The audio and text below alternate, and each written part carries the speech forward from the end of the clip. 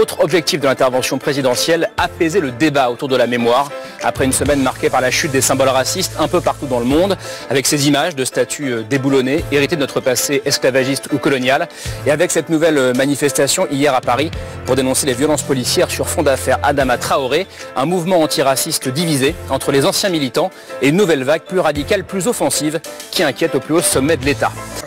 Patrick Veil, on va parler maintenant de ce climat marqué par de nombreuses questions, très nombreuses questions autour de l'histoire et de la mémoire. Et alors que depuis 2 semaines maintenant, on assiste à une vague mondiale contre le racisme, tout a commencé aux États-Unis. Aujourd'hui, c'est l'Europe qui s'interroge aussi sur son passé colonial et esclavagiste. Un peu partout, les traces de cette histoire, qu'il s'agisse de statues, de monuments, de noms de rues, sont pris pour cible. C'est notamment le cas en Belgique ou encore au Royaume-Uni, où la scène la plus impressionnante s'est déroulée à Bristol, quand une statue à l'effigie d'un marchand d'esclaves, Edward Colson, a été déboulonnée par des manifestants.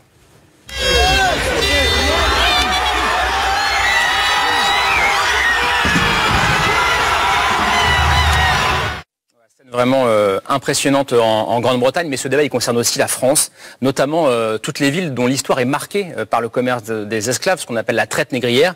Il y a encore aujourd'hui plusieurs centaines de rues, de monuments qui rendent hommage à des partisans de l'esclavage ou de la colonisation, et c'est notamment le cas à Bordeaux, où Maxime Darquier était cette semaine sur le terrain.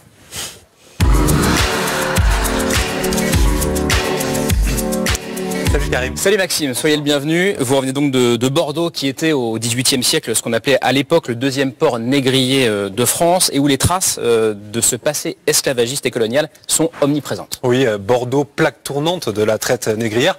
Entre le XVIIe et le XIXe siècle, plus de 500 bateaux sont partis de ce port pour aller acheter des esclaves en Afrique et les déporter plus tard dans les colonies. Cette histoire, elle est en fait peu connue des Bordelais, et pourtant lorsqu'on se promène dans la ville, on tombe souvent sur des noms de notables qui se sont enrichis grâce au commerce des esclaves. Cette rue par exemple que vous allez voir sur ces images, c'est la rue d'Ess, du nom de Pierre d'Ess, un capitaine qui a mené de multiples expéditions négrières. Et encore cette autre rue que j'ai pu filmer cette semaine, c'est l'impasse Gramont, du nom de Jacques Barthélemy Gramont. Lui aussi, il a fait fortune en achetant et en revendant des esclaves. Alors, dans la capitale girondine, certains se battent aujourd'hui pour que l'on raconte cette histoire passée sous silence. C'est le combat de cet homme qui s'appelle Karfa Diallo. Depuis plus de 20 ans, il dirige l'association Mémoires et Partage, et il m'a amené avec lui faire un tour de la ville pour me montrer ces traces du passé un peu oublié. Vous avez un symbole très marquant de la façon dont les Bordelais du XVIIIe siècle voyaient cet esclavage. Si vous voyez bien, il y a à l'extrême gauche et à l'extrême droite des visages sculptés dans la pierre avec des traits africains. Pourquoi il y avait des Noirs à Bordeaux au XVIIIe siècle? Ils n'étaient pas venus pour faire de la villégiature ou du tourisme. Ils étaient à Bordeaux parce que pour la plus grande part, ils étaient les esclaves, les propriétés d'un certain nombre de bourgeois bordelais. Alors figurez-vous que cette semaine, Bordeaux a connu une petite révolution. La ville a décidé, vous allez voir sur ces images, de poser, sans en faire la publicité, sous les noms de 5 rues, des explications historiques pour expliquer que voilà, ces rues honorent en fait des esclavagistes bordelais, et ça en plein mouvement contre les statuts coloniales. Alors pour Karfa Diallo, c'est un geste symbolique, mais il regrette justement que ça a été fait un peu en catimini. On ne peut pas combattre le racisme en cachette, ce n'est pas possible. Le racisme se combat au grand jour, et nous aurions espéré que le maire de Bordeaux lui-même, avec tout son conseil municipal, se dresse sur une des rues et pose ce panneau. Alors Bordeaux, ce n'est pas la seule ville qui est concernée par ces noms de rues qui honorent des gens au passé un peu esclavagistes. Les anciens ports, en fait tous les anciens ports négriers français sont concernés, donc ça va du Havre à Nantes ou encore La Rochelle. À Biarritz, c'est carrément le nom d'un quartier qui est concerné, et un quartier dont le nom peut choquer, c'est le quartier de La Négresse. Voici, il a même une fête à son nom, La Négresse. Alors La Négresse, c'était le surnom donné par les soldats napoléoniens à une femme d'origine haïtienne qui tenait une auberge au sein de ce quartier. L'été dernier, c'était le sommet du G7 qui était organisé à Biarritz. Et Karfa Diallo, il est allé en plein cœur du quartier de La Négresse pour interpeller les habitants. Nous sommes là pour dire que nous n'acceptons pas que dans ce quartier, il continue d'y avoir encore ce nom de la négresse. Ce nom ne respecte pas la dignité des hommes, ce nom ne respecte pas la mémoire, ce nom ne respecte pas la République. Alors ce jour-là, Karfa Diallo, il a été interpellé par les forces de l'ordre. Il passera d'ailleurs au tribunal fin décembre pour rébellion, mais il entend quand même continuer à mener son combat. Il appelle aujourd'hui les candidats aux élections municipales à s'engager pour débaptiser le nom des rues ou des monuments qui pourraient faire la part belle à ce passé négrier. Bonsoir Bintou Sylla. Bonsoir. Merci d'être avec nous ce soir. Dans la vie, votre passion, votre métier, c'est plutôt la musique, vous êtes productrice. Mais en tant que citoyenne, vous faites aussi partie d'un collectif, le collectif Piment, qui s'intéresse aux cultures africaines et qui vient de publier ce livre. Culture noire en général. Culture noire en général, qui s'appelle Le Dérangeur, petit lexique en voie de décolonisation, qui avec beaucoup d'humour, avec des mots comme émeute, comme exotique, comme racisé, on y reviendra tout à l'heure, résonne particulièrement avec ce qu'on vit en ce moment et qui participe au débat en s'intéressant à ce qui se cache derrière notre vocabulaire, derrière notre langage. Et j'ajoute que vous étiez présente hier place de la République lors de la manifestation contre le racisme et les violences policières. Alors, déboulonner les statues, débaptiser les Russes, un débat passionnant qui touche à l'histoire, à la mémoire, auquel on réagit peut-être différemment en fonction de nos origines, peut-être ici aussi sur ce plateau. Vous réussissez, vous, avoir un avis tranché, Bintou Sylla. Il y a une entrée, la première, A comme abolition, par exemple, dans votre lexique. Exactement. En fait, effectivement, ça fait résonance avec l'actualité. Alors, ce livre, il a été écrit à 8 mains, déjà. Je ne suis pas la seule à avoir écrit. On est 4 à avoir écrit ce livre. Effectivement, la première lettre dans le lexique, c'est abolition. Et ça fait écho à un événement qui s'est passé il y a à peine un mois, pendant les commémorations de l'abolition de l'esclavage en Martinique, où ils ont déboulonné deux statues de Victor Schœlcher, qui est la grande figure de l'abolitionnisme français de 1848, parce qu'il faut bien rappeler... Qui est l'homme qui a signé le décret abolition de l'esclavage. Exactement. Et qui est vraiment investi dans tout l'espace public martiniquais. On le retrouve dans les écoles, il est célébré. Et c'est intéressant parce qu'aujourd'hui, il y a des déboulonnages un peu partout. Et c'est suite à l'affaire George Floyd et à cette conscientisation autour du racisme. Mais il y a un mois, en France en tout cas, il y a eu un déboulonnage. Et ce qui est intéressant de savoir et de se dire, c'est qu'il y a un contexte particulier, notamment en Martinique, où depuis plusieurs années, voire une décennie, il y a des mouvements sociaux, des mouvements qui contestent aussi peut-être une domination économique qui vient des Békés, dont on parle aussi dans l'ouvrage. Les Békés qui sont les descendants des esclavagistes blancs en Martinique. Mais en clair, en Martinique, quand on déboulonne la statue de Victor Schœlcher, c'est pour dire on glorifie un blanc pour avoir aboli l'esclavage, alors que d'autres hommes, des esclaves noirs, ont participé aussi à cette abolition. Je pense pas que ce soit... je pense pas qu'il déboulonne parce que c'est un homme blanc. Je pense que ce qui s'inscrit ici, c'est ce dont déjà parlait Édouard Glissant, c'est-à-dire la critique du schœlcherisme, qui est l'idéologie de dire que la République française a sauvé et libéré les esclaves. Or, l'histoire, on le sait, il y a des archives, il y a des sources qui expliquent que les esclaves se sont libérés par eux-mêmes et que d'ailleurs ce fameux décret de 1848 était censé même être signé un peu plus tard et qu'il a été accéléré parce que les esclaves en fait parce que l'État de la Martinique était dans une situation insurrectionnelle et c'était impossible à tenir. Et ce qui est intéressant du coup, c'est de remettre en fait dans l'histoire la place centrale et le rôle central des esclaves. Et je pense aussi que d'une certaine façon, ça participe aussi à une forme de logique de domination qui existe aussi en Martinique et qui permet aussi d'avoir un espèce de discours où on dit aux Antillais qu'ils doivent être dans un rôle de gratitude puisque la République les a sauvés. Alors j'ai vu beaucoup de grimaces sur votre visage, Patrick Veil. Vous n'êtes pas d'accord avec ce qu'on a dit ?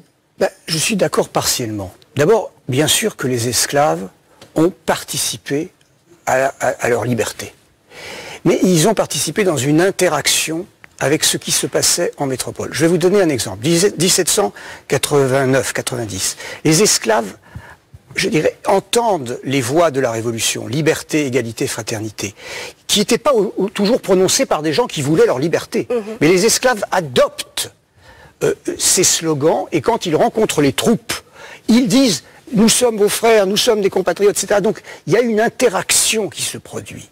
De même, Schœlcher, franchement, c'est pas le gars qui a été déboulonné en Angleterre. Bristol. Parce que c'est un radical de l'abolition. C'est un ami des Noirs. C'est-à-dire que Schœlcher, il s'est battu à Paris contre Tocqueville, qui voulait prolonger l'esclavage pendant des dizaines d'années.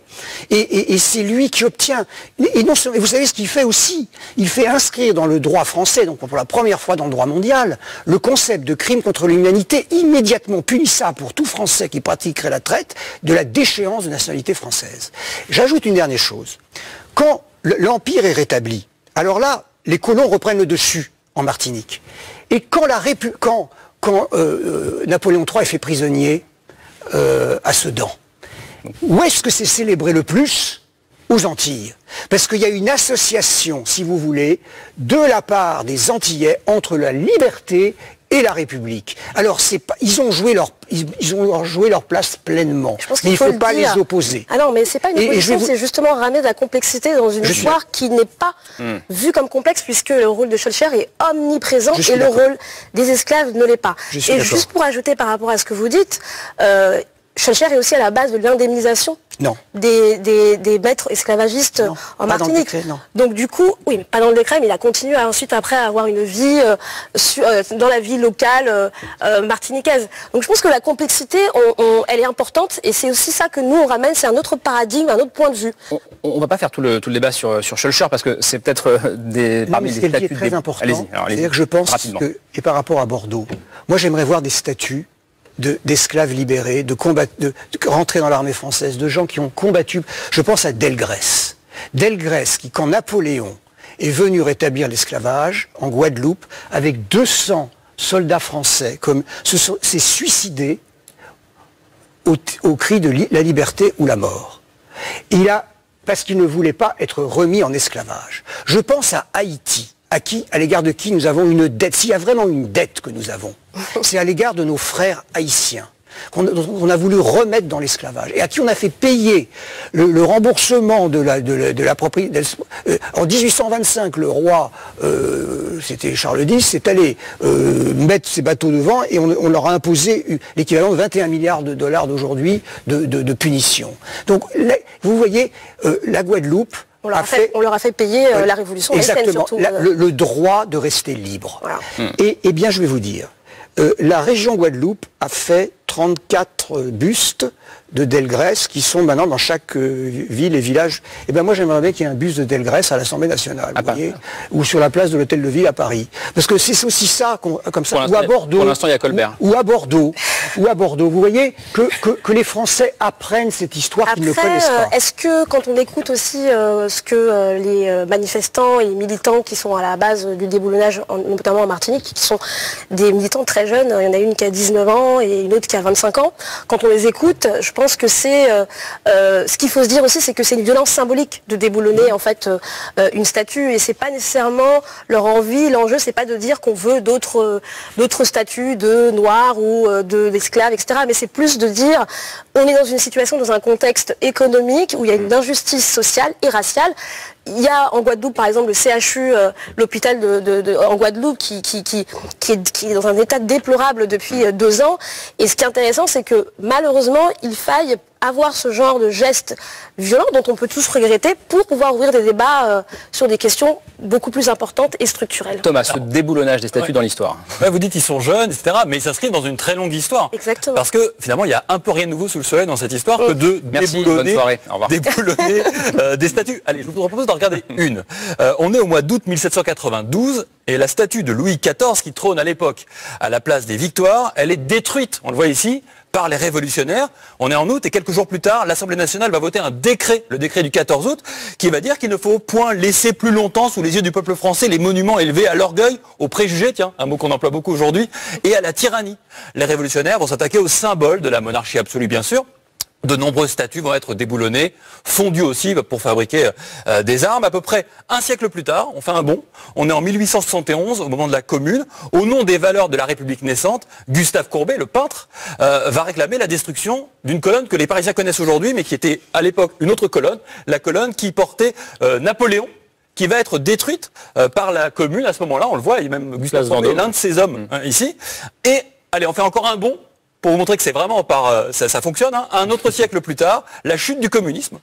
Là, ce sont des dizaines et des dizaines de Staline et de Lénine qui sont tombés par terre.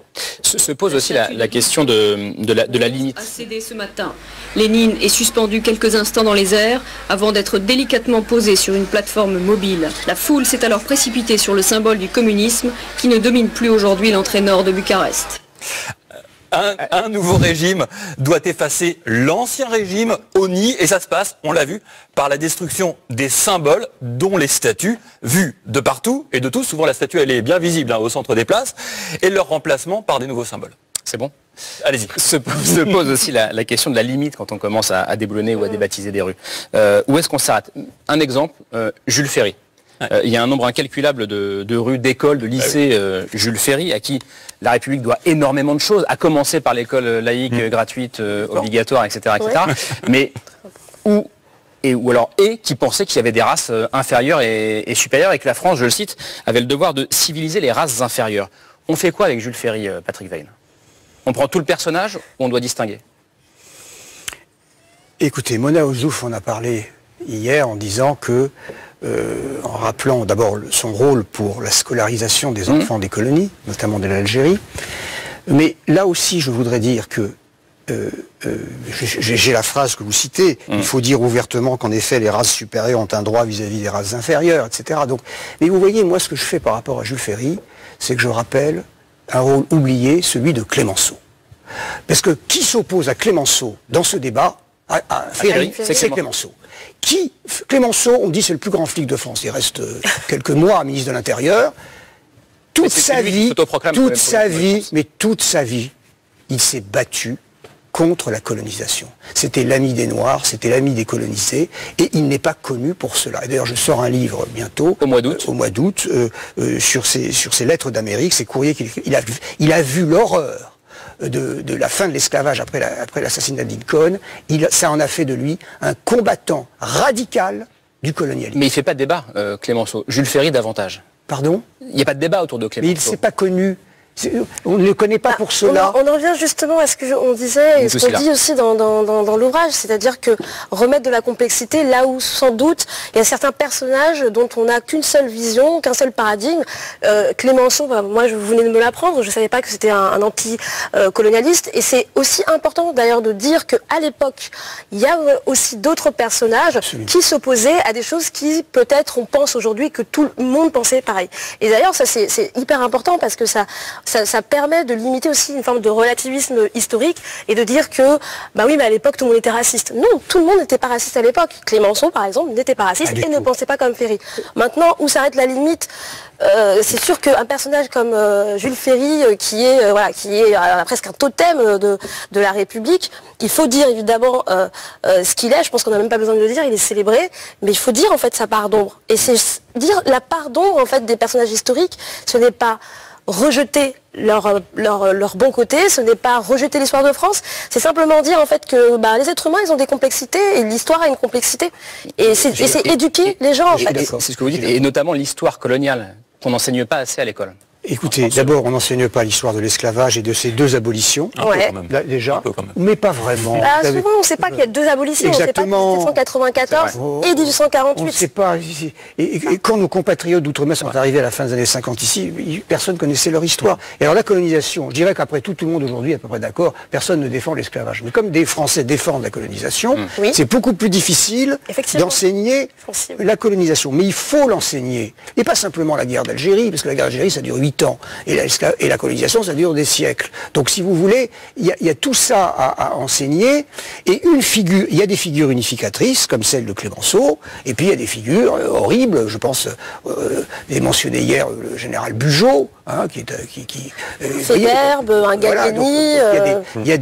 Il faut enseigner tout cela. Mais il faut quand même dire une chose, parce que ça nous différencie un peu des États-Unis, je m'excuse de le dire, c'est que y compris les esclaves libres ou libérés, ont pu s'identifier à la République, parce que la République a tout de suite aboli l'esclavage, et pas la colonisation justement, alors que les États-Unis ont été constitués au départ en intégrant l'esclavage dans ces États du Sud, ce qui n'était pas le cas de la République française. C'est intéressant que vous parliez des États-Unis, parce qu'il y a par exemple à la lettre R, il y a Rosa Parks dans ce lexique. Rosa Parks, qui est jeune adolescente de Montgomery en Alabama, qui est pas si jeune que ça. Quel âge? C'est pas une enfant quand elle refuse de se laisser la place dans le bus, on la voit ici. Ouais, une jeune femme, peut-être je sais pas la vingtaine. Oui, une jeune femme. En tout cas, Rosa Parks. Ce que vous dites, c'est qu'on connaît mieux Bintou Sylla les figures américaines, comme Rosa Parks. Il y a une gare de RER qui s'appelle Rosa Parks à Paris. Il y a un parc Martin Luther King dans le 7e arrondissement. Et vous trouvez qu'on connaît mieux les figures américaines que les figures françaises? À travers en fait l'entrée Rosa Parks dans le Dérangeur, en fait on veut expliquer, on veut essayer de comprendre, d'analyser les raisons pour lesquelles il y a une espèce de rivalité à la fois malsaine et une fascination que la la France peut entretenir par rapport aux États-Unis, qui s'inscrit justement dans la célébration de personnages noirs américains qui ont combattu contre le racisme, pour les droits civiques des Afro-Américains, et on se rend compte qu'il y a comme une forme de dissonance cognitive collective, ou une forme de, comment je pourrais dire, oui c'est ça, de dissonance cognitive collective, qui fait qu'en France, à l'époque où il y avait une Joséphine Baker dans les années 30 qui pouvait faire des spectacles de revue à Paris, au même moment, à côté, au parc de Vincennes, il y avait l'exposition coloniale où il y avait des os humains, voilà, au même moment où il y avait des James Baldwin, des Nina Simone qui venaient en France se réfugier de façon, voilà, c'est normal, ils venaient, ils fuyaient la ségrégation raciale aux États-Unis, mais en même temps en France, dans les années 40, il y avait encore le travail forcé qui a été aboli qu'en 1946. Non, et puis sur les donc il y a des contradictions en réalité. Les personnages, c'est vrai qu'on connaît mieux, et peut-être moi le premier, Martin Luther King ou Rosa Parks, que quelqu'un comme Frantz Fanon, par exemple, qui était qui est martiniquais, psychiatre, oui, ce qu'on dit aussi, c'est que et qui a peu de place ou de rue à son. Voilà, on interroge, on se pose la question de pourquoi la France est capable de célébrer des personnages noirs afro-américains, anticolonialistes, anti-esclavagistes, alors que en France, on a aussi des personnages comme Frantz Fanon, ou comme Marie Escondé, etc., qui ne le sont pas. Ben oui, je crois que la ville de Bordeaux, finalement, a refusé une rue Frantz Fanon, quand Juppé était encore maire. Bon, et vous savez, on n'a pas besoin d'aller chercher aux États-Unis ce qui se passe ici. Moi, je pense que, pour revenir aux policiers de tout à l'heure, hein, moi, je pense qu'il faut agir maintenant contre les discriminations structurelles. Et la discrimination structurelle que je vois, c'est les contrôles d'identité. Et les contrôles d'identité, pour moi, c'est comme le code de l'indigénat. C'est-à-dire que c'est une peine spéciale qui ne vise que des Français de couleur, et c'est une peine qui se rajoute au code pénal, puisqu'elle n'est pas prévue par le code pénal, mais elle s'applique qu'à eux. Et bien ça, la peine administrative qui s'ajoute au code pénal, c'est dans notre histoire le code de l'indigénat. Et donc je pense que c'est pas la peine d'aller chercher aux États-Unis des exemples pour voir dans notre histoire quelque chose qui se répète ici et auquel il faut mettre un terme. Nous sommes tous compatriotes et il est inacceptable qu'eu égard à une couleur de peau, on soit plus contrôlé par la police que d'autres. Ce que je veux rajouter et rebondir par rapport à ce que vous dites, c'est effectivement il y a un déni de toutes les façons de la question raciale en France, et qui fait que justement on ne peut pas, les Français, la France ne peut pas voir ses propres noirs en fait. Elle voit mieux les noirs américains que ses propres noirs, ça c'est une première chose. Et la seconde chose qui est effectivement très importante, on peut mettre des noms de rues, Frantz Fanon, Marie Escondé, Paulette Nardal, mais si effectivement on continue à être discriminé pour le logement, pour le travail et dans les contrôles aux faciès, sincèrement, moi, je suis absolument d'accord avec vous. Et il faut être beaucoup plus pragmatique en réalité, parce que les symboles sont une chose, mais la réalité, c'est qu'il faut changer structurellement en fait. Alors, Thomas, justement, il y a un débat. Les noms de rue, ça n'enlève pas le racisme. Pardonnez-moi. Il y a un sujet qui est en train de monter en France en ce moment, c'est la question des statistiques ethniques. Est-ce que, d'un point de vue pragmatique, est-ce que finalement, on ne réglera pas la situation si on sait qui sont les Noirs et comment ils sont discriminés, donc il faut pour ça les compter. Or, l'universalisme français le refuse. Quelle est votre position à vous ? Ma position à moi, c'est que ceux qui proposent ça, en fait, et notamment quand ça vient d'un gouvernement qui peut agir immédiatement, eh ben, ils bottent en touche. Car les données, on les a. On n'a pas besoin de données supplémentaires. Elles ont été par des études, prouvées par des études scientifiques, que quand on est noir, on a 10 à 20 fois de plus de chances d'être contrôlé par la police. Quand on ressemble à... des droits. Voilà, par le défenseur des droits. Donc ça n'est pas la peine d'attendre. Et moi j'ai la justification des contrôles d'identité, c'est souvent l'usage ou le trafic de drogue. Eh bien moi je propose une chose très simple, qui d'ailleurs des élus de Marseille ont proposé plusieurs fois. C'est la légalisation du cannabis, qui est pratiquée aujourd'hui au Canada, dans plusieurs États américains. Ça enlèverait 30% du travail de la police. Donc la police changerait, ça permettrait une restructuration. Les policiers en ont ras-le-bol de faire des contrôles qui ne servent à rien, qui les mettent mal avec la population. Les gens contrôlés, même s'ils sont interpellés, sont lâchés immédiatement. Ça ne sert à rien. Alors vous voyez, le gouvernement, c'est pas la peine qu'il propose des contrôles d'identité, qu'il propose la légalisation du cannabis. Et tout de suite, ça permet de changer beaucoup de choses. Bintou Sylla, vous étiez dans la... Je suis pas sûr que la légalisation du contrôle au cannabis arrêterait le racisme systémique en France, mais... Justement, le racisme, c'était la lutte contre l'antiracisme, c'était le mot d'ordre hier dans les rues de Paris, mais pas seulement, dans d'autres villes de France aussi. Vous étiez à Paris, place de la République, Bintou Sylla. On a le sentiment, je voudrais votre sentiment là-dessus, à vous aussi, qu'on voit dans la rue une nouvelle génération antiraciste qui ne veut plus faire de compromis compromis.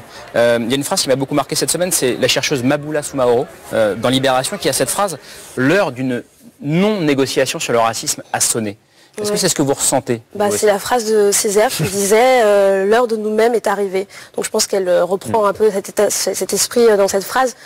Je ne sais pas si l'heure de la non-négociation est arrivée. Ce que je sais, c'est que je fais partie d'une génération qui est une génération qui nourrit des combats et des luttes des anciennes générations, qui ont fait des choses merveilleuses et qui ont aussi fait des erreurs. Et les erreurs qui ont été faites, on peut les regarder, les analyser à tête froide. Et notamment, une de ces erreurs, c'est d'avoir sans doute, par naïveté ou par peut-être manque de stratégie politique militante, j'en sais rien, été récupéré par la gauche notamment, ce qui a fait aussi que ça a, d'une certaine façon, empêché une forme d'organisation autonome et une forme de paternalisme aussi militant, c'est-à-dire être chapeauté par le Parti Socialiste ou par SOS Racisme, c'est-à-dire en gros touche pas à mon pote. Et moi souvent ce que je dis c'est en fait coucou le pote, en fait il peut parler, en fait il peut parler, le pote peut s'exprimer par lui-même, et je pense que c'est ça fondamentalement la différence. Et la deuxième chose qui est très importante et qui caractérise cette génération de l'antiracisme d'aujourd'hui, c'est que c'est une génération qui, pour moi, cherche aussi toujours à complexifier, à chercher la complexité dans les choses. On a tendance à dire qu'on est plutôt binaire, plutôt manichéen, qu'on voit les choses en noir et en blanc. Et moi, je pense le contraire. Je pense qu'on est capable, justement, dans notre génération, d'analyser et d'articuler les différents systèmes d'oppression, le patriarcat, le capitalisme, la question de l'écologie, la question du racisme, du féminisme. Tout ça, on arrive à l'articuler ensemble.